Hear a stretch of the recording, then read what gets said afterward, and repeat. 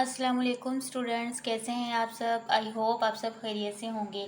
आज हम केमिस्ट्री के थर्ड चैप्टर के शॉर्ट क्वेश्चन सोल्व करेंगे जो कि आपकी बुक में गिवन है।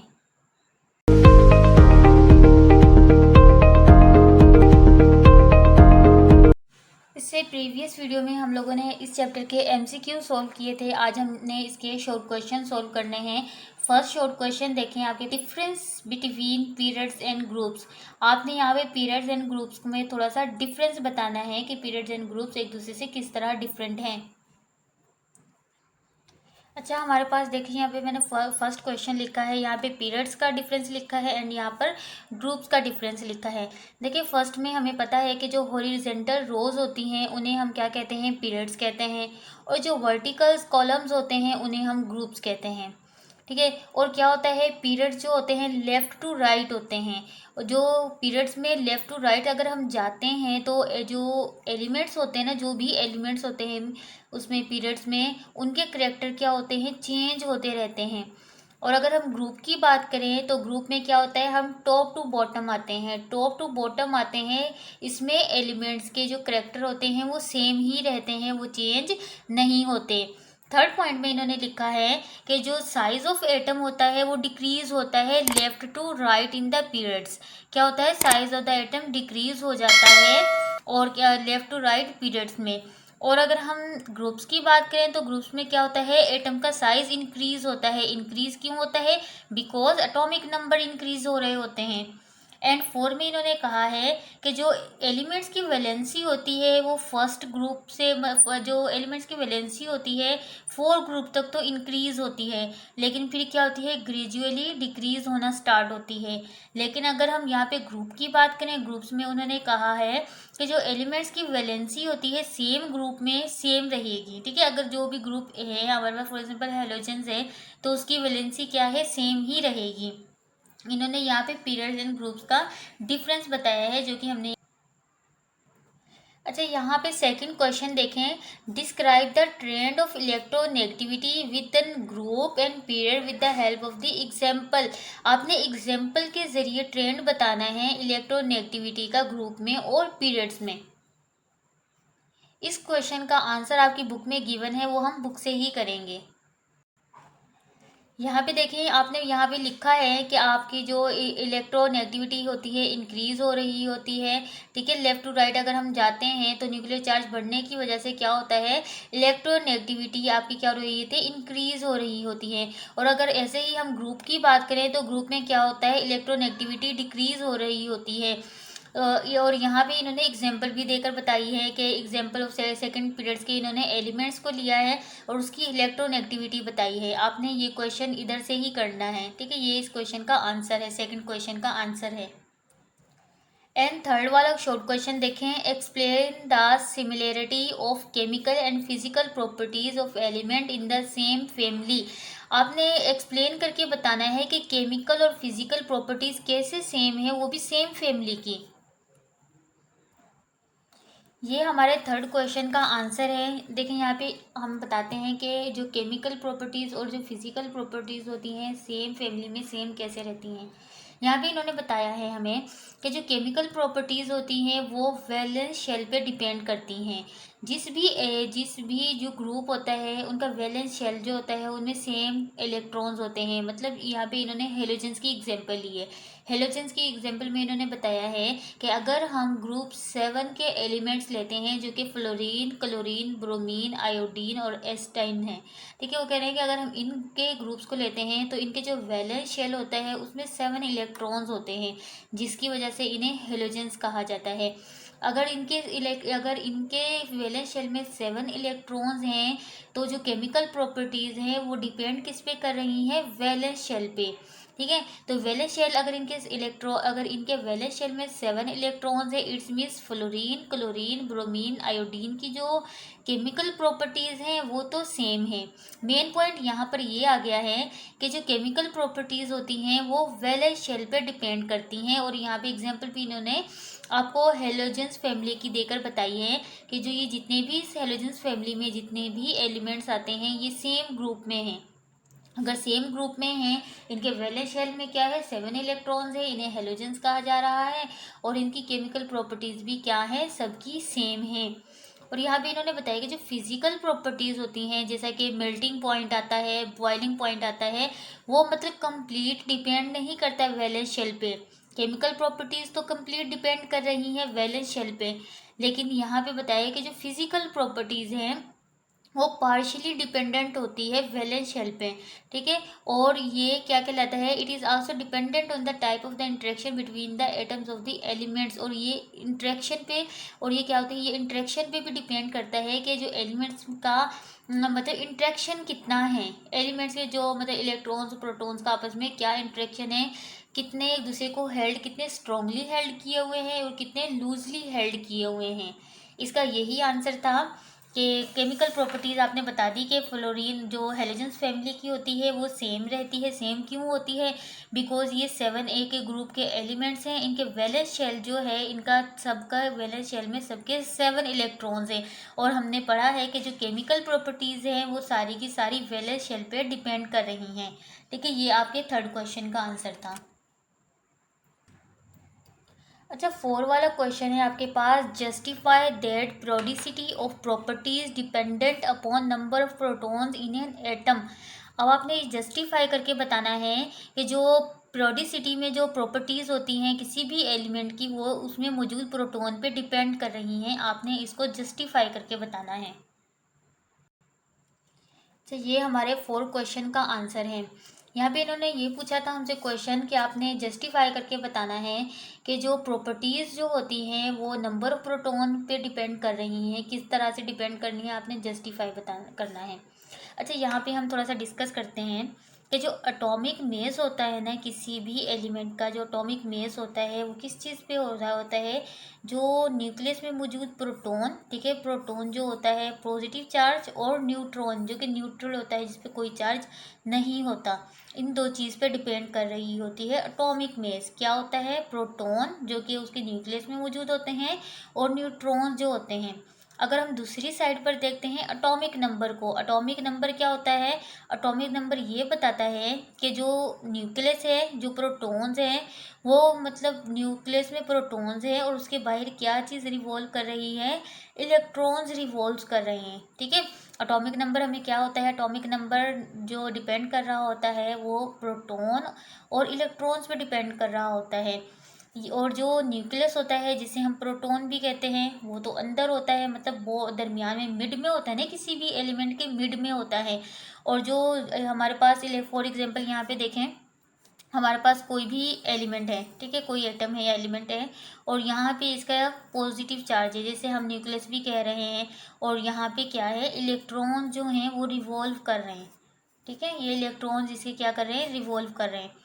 तो अब इन्होंने यहाँ पर यही बात कही है कि जो प्रोटॉन होते हैं वो तो क्या होते हैं, शील्डेड होते हैं। ठीक है, शील्डेड, डीप सीटेड होते हैं। डीप सीटेड मतलब अंदर होते हैं, काफ़ी अंदर होते हैं। और उन्हें शील्ड कौन कर रहा होता है, इलेक्ट्रॉन्स। इलेक्ट्रॉन जो कि इसके गिर्द रिवॉल्व कर रहे हैं, पॉजिटिव चार्ज को क्या कर रहे हैं, शील्ड कर रहे हैं। ठीक है, और इस वजह से क्या करें, एटॉमिक मेस जो होता है, एटॉमिक मेस का इफेक्ट होता ही नहीं है पॉजिटिव चार्ज पे, मतलब प्रोटॉन पे तो कोई इफेक्ट होगा नहीं, बिकॉज ये क्या है, डीप सीटेड हैं। प्रोटॉन तो डीप सीटेड है, अंदर हैं। तो ज़्यादातर तो केमिकल जितना भी, अगर केमिकल का कोई भी रिएक्शन होगा, कोई भी केमिकल्स होगा आपस में रिएक्शन करेंगे, तो असर तो इसके इलेक्ट्रॉन्स ही बियर कर लेंगे उसे। पॉजिटिव जो आपके पास प्रोटॉन होता है उसके पास तो आने ही नहीं देगा। क्या करेंगे, इलेक्ट्रॉन ही उसे मतलब केमिकल रिएक्शन जो भी हो रहा होगा उसको बियर करेंगे। इन्वायरमेंटल जो भी चेंजेस होते हैं, आप ऐसे भी कह सकते हैं, जो भी इन्वायरमेंटल चेंजेस होते हैं, तो वो क्या करता है, इलेक्ट्रॉन बियर कर लेता है, वो पॉजिटिव चार्ज या प्रोटॉन की तरफ आने ही नहीं देता। तो अब यहाँ पे जस्ट यही बात बतानी है कि जो एटॉमिक मेस है वो किस चीज़ पे डिपेंड कर रहा है, प्रोटॉन और न्यूट्रॉन्स पे। और अगर हम एटॉमिक नंबर को देखें तो एटॉमिक नंबर जो होता है पॉजिट्रॉन या प्रोटॉन और इलेक्ट्रॉन पे डिपेंड कर रहा होता है। प्रोटॉन पे पॉजिटिव चार्ज होता है और इलेक्ट्रॉन पे नेगेटिव चार्ज होता है।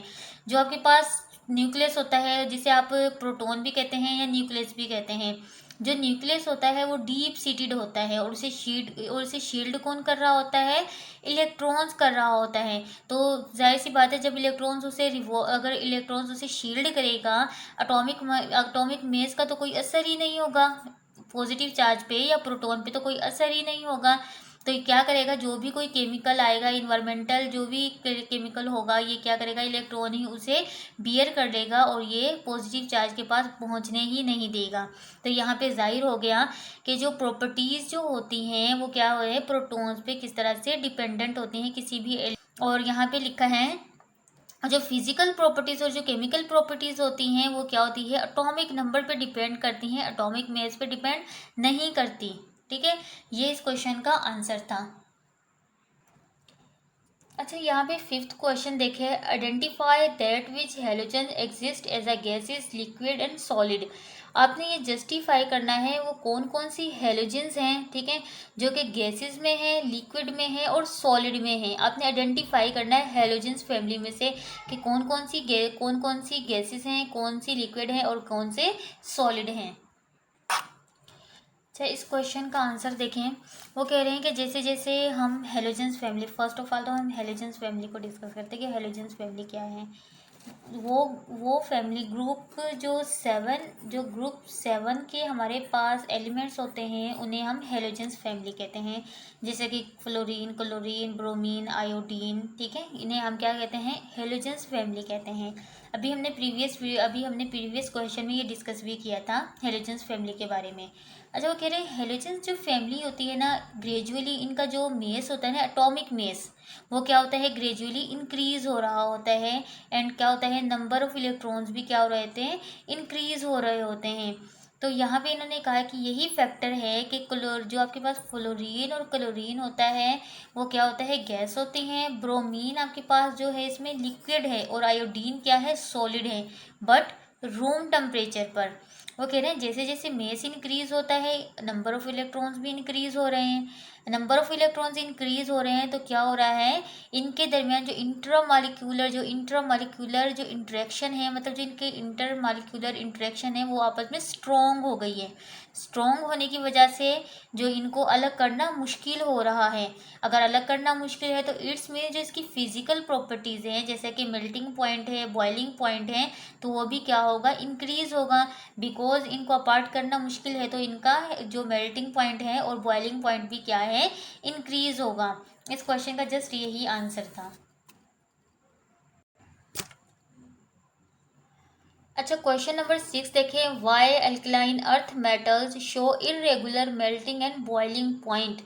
जो अल्कलाइन अर्थ मेटल्स होती हैं वो क्यों irregular melting and boiling point show करती हैं, आपने रीज़न बतानी है यहाँ पर। अभी इन्होंने लिखा है कि अगर हम ग्रुप सेकंड में अगर हम जाते हैं तो जो आपके पास मेल्टिंग पॉइंट होता है ना, मेल्टिंग पॉइंट क्या होता है, कम होता है। ठीक है, अगर ग्रुप हम सेकंड में नीचे आए, बॉटम में आते हैं तो क्या होता है, आपके पास जो मेल्टिंग पॉइंट होता है वो क्या होता है, डिक्रीज होता है। वो कह रहे हैं अगर हम मैग्नीशियम को शामिल करते हैं, ठीक है, सेकंड ग्रुप में क्या है, मैग्नीशियम। अगर वो कह रहे हैं हम मैग्नीशियम को शामिल करते हैं तो जो मैग्नीशियम है उससे नीचे जो क्या है, कैल्शियम, उसका जो मेल्टिंग पॉइंट है वो क्या हो रहा है, कम हो रहा है। और अगर वो कह रहे हैं कि अगर हम देखें सेकंड जो ग्रुप है उसमें क्या हो रहा है, मेल्टिंग पॉइंट ग्रेजुअली डिक्रीज हो रहा है। कैल्शियम को देखते हैं, अगर हम मैग्नीशियम को देखते हैं और मैग्नीशियम से नीचे कैल्शियम को देखते हैं, इसका तो मेल्टिंग पॉइंट कम हो रहा है। बट मैग्नीशियम का जो मेल्टिंग पॉइंट है उसमें कोई ख़ास जो मतलब कोई ख़ास नज़र नहीं आता कि कुछ चीज़ नज़र नहीं आता कि इसका मेल्टिंग पॉइंट इंक्रीज़ हो रहा है या डिक्रीज़ हो रहा है। मतलब कुछ ख़ास पता ही नहीं चलता कि मैग्नीशियम का मेल्टिंग पॉइंट डिक्रीज हो रहा है या नहीं हो रहा। ठीक है, तो मैग्नीशियम का मतलब मैग्नीशियम क्या होता है, इरेगुलर मेल्टिंग पॉइंट शो करता है और इसकी कोई अभी तक वजह पता नहीं चली। और वो कह रहे हैं दूसरा पॉइंट ये है कि अगर हम फिर ग्रुप में नीचे आते हैं तो क्या होता है, मेल्टिंग पॉइंट जैसे इन डिक्रीज होता है ना, सेम इसी तरह से क्या होता है, जो बॉइलिंग पॉइंट होता है वो भी क्या हो रहा होता है, डिक्रीज हो रहा होता है। फिर लेकिन यहाँ पर भी वही वजह है कि मैग्नीशियम से नीचे अगर हम देखते हैं, कैल्शियम को देखते हैं, इनके तो बॉइलिंग पॉइंट क्या हो रहे हैं, डिक्रीज हो रहे हैं। बट मैग्नीशियम क्या होता है, इरेगुलर बॉइलिंग पॉइंट शो करता है वगैरह। फिर अगर हम बेरिलियम से देखते हैं, बेरिलियम से जो स्ट्रोंशियम तक क्या होते हैं, जो बॉइलिंग पॉइंट होता है कम हो जाता है, फिर रेडियम तक बढ़ते हैं, फिर रेडियम जो रेडियम होता है वहाँ तक बढ़ जाता है। मतलब ये कि मैग्नीशियम जो है क्यों इरेगुलर मेल्टिंग पॉइंट और बॉइलिंग पॉइंट शो करता है, अभी तक इसकी कोई ठोस वजह पता नहीं चली। लेकिन फिर भी उन्होंने कहा है कि कुछ मतलब 2-3 वजूहात बताई हैं, मतलब ये भी कोई कंफर्म वजूहात नहीं है, लेकिन यहाँ पे इन्होंने बताई है। क्या बताई है, इन्होंने बताया कि फर्स्ट में कि जो बेरिलियम और मैग्नीशियम जो है ना, हेक्सागोनल क्लोज पैक्ड स्ट्रक्चर है इनका, ठीक है। बेरिलियम और मैग्नीशियम का हेक्सागोनल जो है क्लोज्ड पैक स्ट्रक्चर है, मतलब इनका हेक्सागोनल है, क्लोज पैक है। और दूसरी वजूहत इन्होंने ये बताई, जो कैल्शियम और स्ट्रोंशियम है उनका जो स्ट्रक्चर है वो है फेस सेंट्रल क्यूबिक स्ट्रक्चर, ठीक है। इनका कौन सा स्ट्रक्चर है, फेस सेंट्रल क्यूबिक स्ट्रक्चर। और जो थर्ड वजूहत बताई है, उन्होंने ये बताई है कि बेरियम और रेडियम जो है उनका जो स्ट्रक्चर है वो है बॉडी सेंट्रल क्यूबिक स्ट्रक्चर। ऐसा कह सकते हैं कि मेन रीज़न जो है इन्होंने स्ट्रक्चर से बताई है कि इनका स्ट्रक्चर डिफरेंट होने की वजह से ये हो सकता है कि जो मैग्नीशियम है या अल्कलाइन अर्थ मेटल जो हैं वो irregular melting and boiling point show करते हैं। कोई ठोस रीज़न तो नहीं बताई, जस्ट इन्होंने 3 आपको वजूहत बताई हैं। मेन वजह यही है कि इनका जो स्ट्रक्चर है वो थोड़ा सा चेंज है, चेंज होने की वजह से हो सकता है कि ये irregular melting point and boiling point show करते हैं। एंड लास्ट क्वेश्चन है हमारा, why ionisation energy, electron affinity and electronegativity exhibit same trend in periods and group. आपने बताना है कि ionisation energy, electron affinity and electronegativity जो होती है वो सेम ट्रेंड शो करती है, मतलब अगर ग्रेजुअली इंक्रीज है तो वो इंक्रीज हो रही है। मतलब ये तीनों, ये आपके पास जो 4 चीज़ें हैं ये क्यों एक जैसा ट्रेंड शो कर रही हैं, आपने इसकी रीज़न बतानी है। अच्छा, इस क्वेश्चन का जो आंसर है वो देख रहे हैं कि प्रोडक्ट टेबल में आपने ट्रेंड बताना है कि जो ट्रेंड क्या है पीरियड्स और ग्रुप में, इन सब का ionisation energy, electron affinity and electronegativity. अच्छा, इन्होंने यहाँ पे ये बताया है आपको कि जो प्रोडक्ट टेबल जो होता है या प्रोडक्ट ट्रेंड होता है वो एक स्पेसिफिक पैटर्न से बनाया गया है, एक स्पेसिफिक पैटर्न है जिसमें क्या है, एलिमेंट्स को अरेंज किया गया है, एलिमेंट्स को अरेंज किया गया है हर एलिमेंट्स की, मतलब हर एलिमेंट्स की प्रॉपर्टीज़ के हिसाब से। लेकिन इन्होंने कहा है कि हर एलिमेंट की जो प्रोडक्ट टेबल को इन्होंने जो अरेंज किया है, हर एलिमेंट की जो प्रॉपर्टीज़ हैं उन्हें क्लियरली नहीं बताया। ठीक है, यहाँ पे इन्होंने बताया कि जो मेजर प्रोडक्ट ट्रेंड हैं उन्होंने बताए हैं, इलेक्ट्रोनेगेटिविटी है, आयनाइजेशन एनर्जी है, इलेक्ट्रॉन एफिनिटी है, एटॉमिक रेडियस के और मेल्टिंग एंड बॉइलिंग पॉइंट के बारे में बताया है। लेकिन हर एलिमेंट की सारी खसूसियात नहीं बताई, जस्ट इन्होंने कहा है कि कुछ खसूसियात को इन्होंने बताया है यहाँ पर। और जो यहाँ से केमिस्ट को एक मतलब एक इनवैल्यूएबल टूल है जो कि इन्हें मिला है कि एलिमेंट्स को किस तरह से इन्होंने अरेंज करना है। तो मतलब ये कि आयनाइजेशन एनर्जी और इलेक्ट्रॉनिक एफिनिटी को, मतलब कुछ एलिमेंट्स की इन्होंने, हर एलिमेंट्स की इन्होंने इलेक्ट्रॉनिक कन्फिग्रेशन भी बताई है, लेकिन हर एलिमेंट की इन्होंने प्रॉपर प्रॉपर्टीज़ नहीं बताई। ठीक है, एलिमेंट्स को अरेंज किया है और उनकी कुछ मतलब बताई है कि एलिमेंट्स को इलेक्ट्रोनिफिनिटी, इलेक्ट्रोनेगेटिविटी को किस तरह से एलिमेंट्स की बताई गई है। ठीक है, ये इस क्वेश्चन का आंसर था। आई होप आपको ये वीडियो अच्छी लगी होगी। अगर आपको मेरी वीडियो अच्छी लगी है तो मेरी वीडियो को लाइक करें, और अगर मेरे चैनल पर न्यू है तो मेरे चैनल को सब्सक्राइब करें ताकि आपको आने वाली हर नई वीडियो का नोटिफिकेशन मिल सके।